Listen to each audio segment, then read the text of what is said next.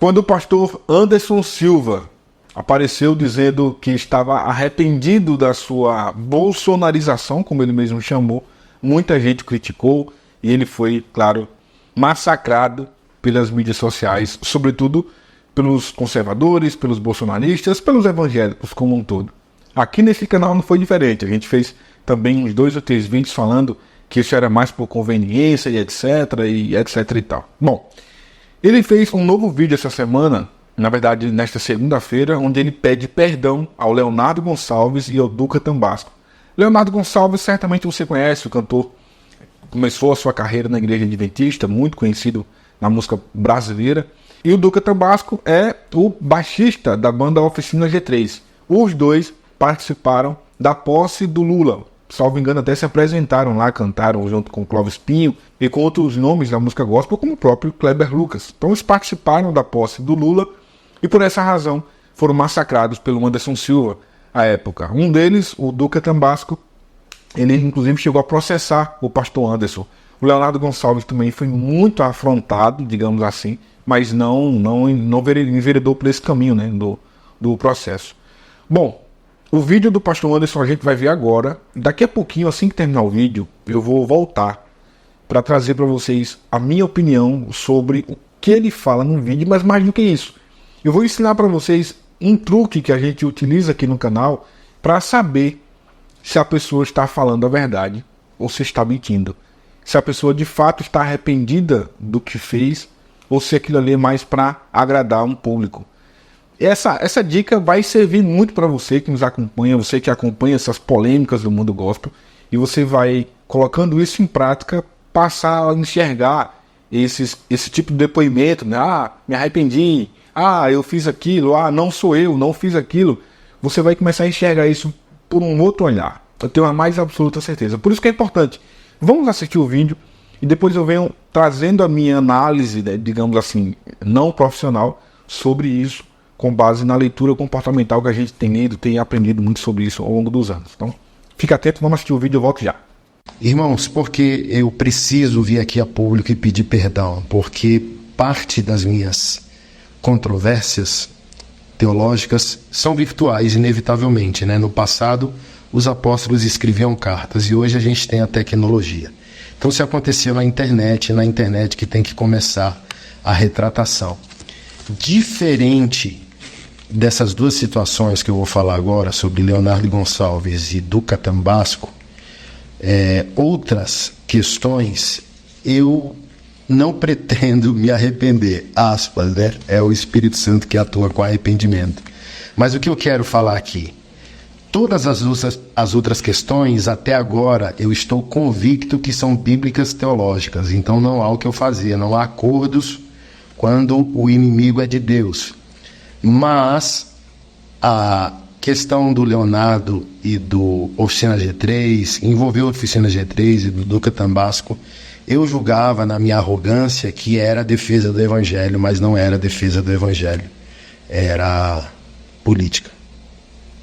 Paixão política, paixão ideológica, conservadora, e eu não tinha o direito de fazer o que eu fiz com esses dois homens aqui. Ok? Então, muitos de vocês assistiram a audiência com a Renálida. Aquilo é uma defesa do Evangelho. Eu não fui pro ad hominem, eu não a depreciei como mulher, não falei nada de sua individualidade, de sua singularidade. Foi uma defesa bíblica, um combate bíblico e teológico para proteger a família do meu pai enquanto ele está ausente. Você percebeu como foi diferente? Você percebeu como é diferente quando a gente está numa guerra política, xingando, depreciando, falando até características físicas das pessoas para poder ofendê-las. A gente quer ofender pessoas. E no debate bíblico-teológico, não. A gente faz somente aquilo que a Bíblia ordena e aquilo que o Espírito Santo nos conduz. Então, exemplos como a situação da Renálida, situações que eu já ponderei sobre Caio Fábio, sobre Kleber Lucas, sobre Vitor Azevedo, sobre Ed Renekiewicz, Todas essas questões são bíblicas teológicas. Os pastores, né? Assediadores, abusadores, adúlteros e agressores de mulheres, não espere de mim nada sobre isso, porque esses nomes que eu citei estão em controvérsia com a palavra de Deus. Aí não há o que eu fazer, ok? Aos pastores imorais também não há o que fazer. Só quando eles se arrependerem biblicamente, aí é possível um diálogo comigo. Mas as situações que envolvem o Leonardo e o Duca Tambasco foram ideológicas. Na minha arrogância e na minha impulsividade, as coisas se misturaram e... esses caras, tal coisa. Então, assim, ó, do Leonardo Gonçalves. Cara, eu falei da voz dele, eu falei do antigo casamento dele, que ele não é um homem de verdade, por isso que ele perdeu a primeira esposa. Cara, que vontade de chorar, só de lembrar que eu disse isso pra esse cara, velho, cara, que escrotice. Assim, foi baixo demais, sabe? E quando a gente está no orgulho, a gente está embriagado, cara, a gente fica embriagado. Olha só, cara, eu fui falar da voz do cara, mano, que o cara perdeu a voz, assim, o cara perdeu a voz porque foi apoiar a esquerda. Tipo, caraca, velho, que só de lembrar e dá vontade de chorar, tipo assim, caraca, o quanto esse cara, sei lá, já abençoa as nossas vidas, né? Já abençoa a minha vida. Aí, lá dentro, né, na nossa vaidade, não, eu estou defendendo a Bíblia, mas lá dentro é sobre política, que eu estou de um lado conservador, ele está do lado progressista, e no final das contas eu só queria machucar o cara. Aí eu vou falar da voz do cara, que o cara perdeu a voz, aí eu vou falar do casamento do cara. Que lixo, né, cara? Como diz o meu amigo pastor Jack. E o cara é adulto, né, cara? Ele faz o que ele quiser da vida dele, apoia quem ele quiser, eu não tenho nada a ver com isso, né? O meu assunto, ele é bíblico-teológico. É bíblico-teológico. Como foi com a Renálida que eu pontuei aqui. Do Duca Tambasco da mesma maneira, não tem nada a ver com isso. Ele toca onde ele quiser, na posse de quem ele quiser. Ele é adulto, aí sabe, eu botei tudo no balaio, botei a banda, botei até o antigo vocalista que não tinha nada a ver com a situação. Tipo, boicote tem a banda, não sei o que lá. E eu falo, cara, que trapo de imundícia, né? E diferente da situação com o Leonardo, a situação com o Duca Tambasco envolve um processo civil, né? Olha a nobreza cristã que o Leonardo Gonçalves teve, que eu não tive. Ele tinha motivos para me processar e não me processou. Eu fui no pessoal ferir ele, né? E ó, a nobreza do cara, a nobreza que me faltou. E o Duca me processou e pediu 50 mil. Então eu venho aqui para pedir perdão ao Leonardo Gonçalves, e eu venho aqui para pedir perdão ao Duca, e eu assumo, eu peço que o seu advogado coloque isso no processo. Eu assumo a responsabilidade do objeto jurídico pelo qual você me denunciou. Então, na peça, ele me pediu, por danos morais, 50 mil. Então, eu estou dizendo a você, estou dizendo à banda Oficina G3, eu estou dizendo ao Brasil, estou dizendo à igreja. Eu me assumo culpado e pago os 50 mil, se assim o juiz determinar. Arcos com as consequências daquilo que disse, daquilo que falei. E é isso. Será que esse arrependimento do pastor Anderson é sincero? É verdadeiro? Já deixando claro para você, não sou especialista em nada, sobretudo nesse assunto, né, de comportamento, sabe? Não faço esse tipo de leitura comportamental, apenas tenho uma bagagem que eu mesmo adquiri com as leituras, lendo muito livro sobre esse assunto. Isso nos dá uma certa segurança para fazer avaliações pessoais, internas. Eu, inclusive, nunca fiz um vídeo fazendo qualquer tipo de avaliação. Mas algumas coisas eu aprendi, tanto com a leitura comportamental, quanto com a própria psicologia, a respeito de saber quando a pessoa está mentindo ou não. O corpo fala, E a maior parte da comunicação ela é não verbal, ou seja, é mais pelas suas expressões, pelo seu corpo. Nesse caso aqui, a gente vai fazer uma análise do que ele disse. Tá? Deixa eu contar para vocês duas situações e com isso vocês vão entender onde é que eu estou querendo chegar. Primeiro, é muito comum a gente publicar vídeos de acusações, de polêmicas graves envolvendo pastores, cantores gospels, políticos, né, por exemplo. Mas também a gente publica as suas respectivas notas ou vídeos quando eles fazem, dizendo que são inocentes daquela acusação. E uma dica que a gente aprendeu já há muito tempo, e a gente aplica isso aqui, para saber se o indivíduo está falando a verdade ou mentira, se de fato foi ele ou não, naquela situação pela qual ele está sendo acusado, e a gente analisar o que ele está dizendo. Por exemplo, uma dica bem importante, que você pode aplicar isso quando você for assistir os vídeos que a gente vê na internet. Para saber se a pessoa está falando a verdade ou a mentira, uma das técnicas que você pode utilizar, e se utiliza inclusive em interrogatório, é observar se a pessoa está falando sobre aquilo que ela é acusada de ter feito. Por exemplo, um pastor é acusado de ter conversado com alguém em conversas no direct do Instagram ou no WhatsApp, sabe? Conversas picantes. Isso acontece muito, né? Inclusive, tá uma pauta que estamos divulgando agora lá em nosso canal sobre esse assunto. E aí, aparecem umas conversas picantes, este pastor, com uma fiel da igreja, por exemplo, com uma mulher, e aí ele faz um vídeo para dizer que não é ele naquelas conversas. Presta bastante atenção.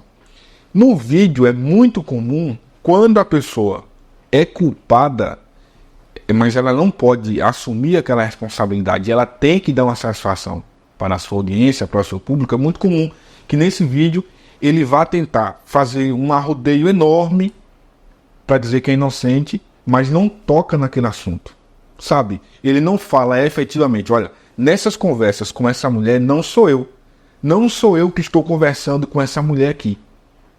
Eu não peguei em momento nenhum meu telefone para conversar com essa mulher. Ou eu nem falo dessa forma, essas conversas aqui não tem nada a ver com o meu linguajar. Ou seja, efetivamente ele não fala do assunto. O que ele fala? Quem me conhece sabe, eu sou um homem de Deus, eu sou casado há 40 anos, eu sou pai de família, eu sou um homem de Deus. Quem me conhece sabe. Fica nessa conversa bonita, nesse arrodeio maior do mundo. Mas ele não consegue ser efetivo no assunto, sabe? Quando ele tem culpa no cartório, ele não consegue falar do problema. Ele não consegue falar da acusação. Isso vale para qualquer coisa, para adultério, para conversa no WhatsApp, para acusações graves, para crimes, qualquer coisa. Geralmente, claro, isso não é uma regra, mas geralmente o cara, quando ele faz um vídeo para dizer inocente de uma situação e ele não fala efetivamente daquilo que ele está sendo acusado, é porque ele tem culpa no cartório. Pega essa chave aí, pega essa senha.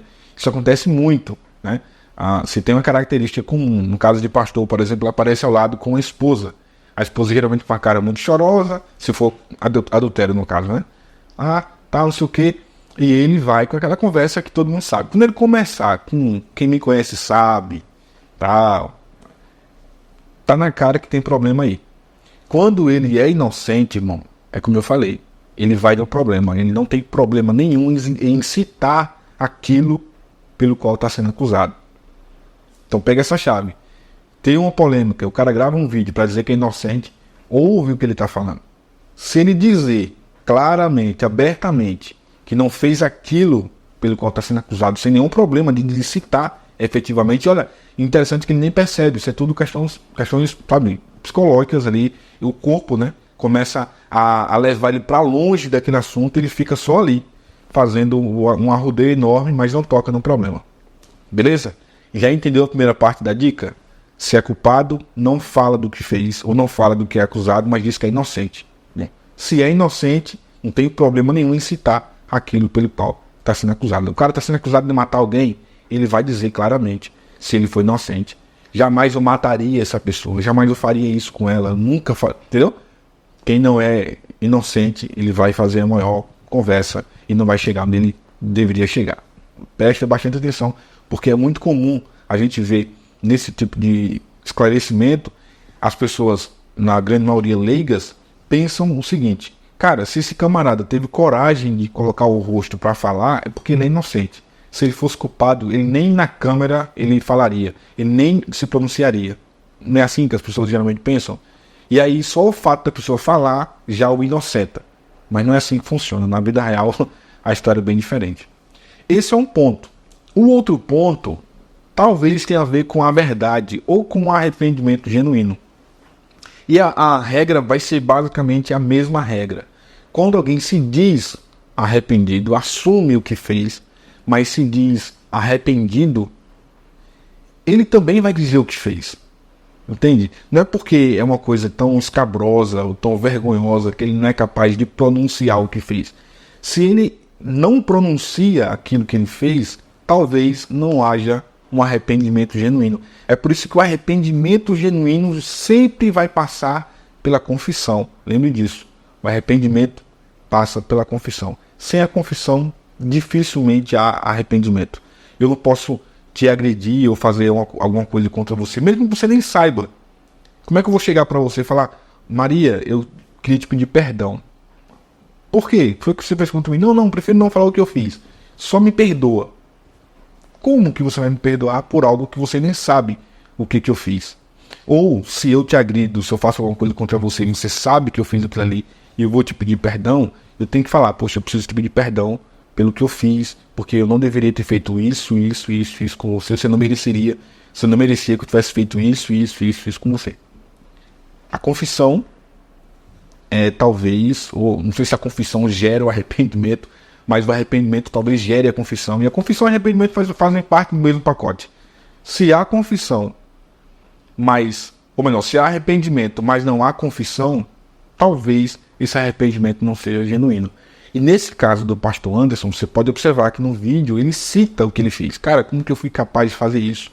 Eu, em um dos vídeos sobre o Leonardo Gonçalves, cheguei a dizer que a esposa dele, a primeira esposa dele, etc e tal, ele começa a listar as bobagens que ele falou do Anderson, do Leonardo, assim como ele lista as bobagens que falou sobre o Duca, né? Quando disse que o Duca, por exemplo, ele promoveu um boicote contra a banda porque o Duca foi participar da posse do Lula, enfim. Citar aquilo que você se diz arrependido é um sintoma de que o arrependimento pode ser genuíno. O que eu estou falando aqui talvez não faça sentido, você pode ter discordado do que estou falando aqui, mas é só você observar, mais uma prática de observação. Observa isso em outros cenários, né? Com outros personagens, com outras situações, que no meio gospel você vai ter isso aos montes. Não se preocupa não, todo dia tem alguém se dizendo arrependido, assim como tem alguém dizendo que está sendo vítima de alguma coisa que não é verdade, que não é ele. Então é só você observar esses sinais. Disse que está arrependido, mas não disse o que fez, não está arrependido. Não é arrependimento genuíno. Isso me leva a voltar para o assunto do Anderson para dizer que eu acredito que nesse caso em tela, Leonardo Gonçalves e Duca Tambasco, para mim esse depoimento do Anderson é genuíno. Isso mostra uma clareza no que ele está falando de que, poxa, como que eu tive coragem de fazer isso com esses caras? Por causa de política. E me deixa triste saber que esse tipo de situação que o Anderson está vivendo hoje, sabe, do que eu acredito ser um arrependimento genuíno, independente do vídeo anterior ter falado que isso aconteceu talvez não por arrependimento genuíno, mas por conveniência, pelo momento. Talvez seja. Talvez, sabe, o que aconteceu na queda de arrecadação tenha provocado ele cair as escamas, né, e começar a enxergar a realidade do que ele estava fazendo e para onde ele estava caminhando. Não apaga o que eu falei no vídeo anterior e não é esse o objetivo. O objetivo é mostrar que eu acredito que nesse vídeo ele está falando algo que ele de fato acredita. Não é só para convencer a sua audiência. Não é isso. Agora, veja, que bom seria que os outros pastores, e não tem nada a ver com esquerda, com direita, com bolsonarismo, com esquerdismo, com lulismo, com nada disso. Que bom seria que aqueles pastores, por exemplo, que chegaram na igreja a dizer que na sua igreja não tem espaço para quem é esquerdista, para quem vota no Lula. Aqueles pastores que chegaram na igreja para dizer que quem vota no Lula não deve tomar Santa Ceia. Que bom seria que esses pastores também seguissem um exemplo. Se mantenha conservador, se mantenha votando em quem você quiser, direita, esquerda, pé de manga, pé de o que você imaginar. Mas perceba que esse não é o caminho do Evangelho. Entende? Proibir que a pessoa que não vota no mesmo candidato que você não tem direito de estar na igreja, não tem direito de participar da Santa Ceia. Isso, irmão, o pastor que falou isso, e foram vários pastores que falaram isso ao longo de 2022, esses camaradas deveriam colocar a cabeça no travesseiro e ficar a noite inteira remoendo aquilo ali, até ter coragem de pedir perdão genuíno, chegar para a igreja e falar: irmãos, eu quero pedir perdão porque eu fiz isso, isso e isso. Não é? Quero pedir perdão, irmão, eu errei, sabe? Falei sem pensar. Falei sem pensar o quê, amigo? Diga o que você falou, diga o que você fez. Por aí passa pelo arrependimento. A confissão é o caminho do arrependimento, senão não adianta, não é confissão, não é arrependimento. Não tem arrependimento aí. Então esses camaradas deveriam, na minha opinião, sabe, pedir perdão, confessar o erro que cometeram e pedir perdão. Não precisa parar de votar em quem você quiser, não. Não tem nada a ver uma coisa com a outra aqui. Não tem nada a ver. Tem a ver com observar o erro que cometeu e entender que esse não é o caminho do Evangelho. E para concluir, olha que bom seria, né? Não, repito, não tem nada a ver com a bolsonarização, com o bolsonarismo, com o esquerdismo. Tem a ver com a politização. Veja como o pastor Anderson, como o pastor Miguel, o pastor José, pastor, sabe, esse monte de pastor que tem por aí. Eles como estariam bem melhores se não fosse a politização. E aí o Anderson Silva nos bloqueou no Instagram, não tem nem como mandar esse recado para ele. Eu acho que até no WhatsApp deve ter bloqueado. Mas eu penso da seguinte forma, cara. Como ele teve esse enorme prejuízo ministerial seguindo a política, seguindo políticos, querendo ser politizado e politizando os seus seguidores, por que continuar com isso? Por que não apenas se voltar para obras sociais, para questões sociais? Sabe, como ele faz muito bem e com excelência extraordinária. Como ele já está arrependido do que fez. Como ele já está confessando os seus erros e seus pecados, seus monstros, né? Por que simplesmente não pular fora dessa história de politização? Não seria bem melhor? Ao invés de insistir, porque agora ele não tem só um inimigo. Se ele era inimigo da esquerda, ou se a esquerda tinha ele como inimigo, não vai ter ele como amigo. Vai? Não vai. Mas agora ele também tem como inimigo os da direita, os que ele tanto tentou defender. Por que continuar com isso? Por que não voltar a ser pastor? Não é mais, não tem mais igreja. Agora é só pregador itinerante. Por que não voltar a ser pastor de uma igreja? E por que não se dedicar em tempo integral às causas sociais que ele faz tão bem? Esquece política, varão. Esquece isso. Prejuízo para isso, para pessoas que se envolvem com esse tipo de coisa, é muito grande. Por mais que a pessoa mostre estar muito bem sucedida economicamente, eu tenho certeza que não é isso que o Anderson busca. Por mais que ela mostre estar muito bem sucedida economicamente, vai ver a vida do camarada. Vai ver os monstros que ele está alimentando ali e que talvez retornem contra ele quando ele perder o mandato. Quantos políticos tem que não podem sequer sonhar em perder o mandato? Por quê? Porque está todo cheio de problema. Problema no STF, problema no STJ, problema no TSE. Problemas que podem levá-lo até para a prisão. Vários têm assim. Vários. Que não podem sequer sonhar em perder o foro privilegiado.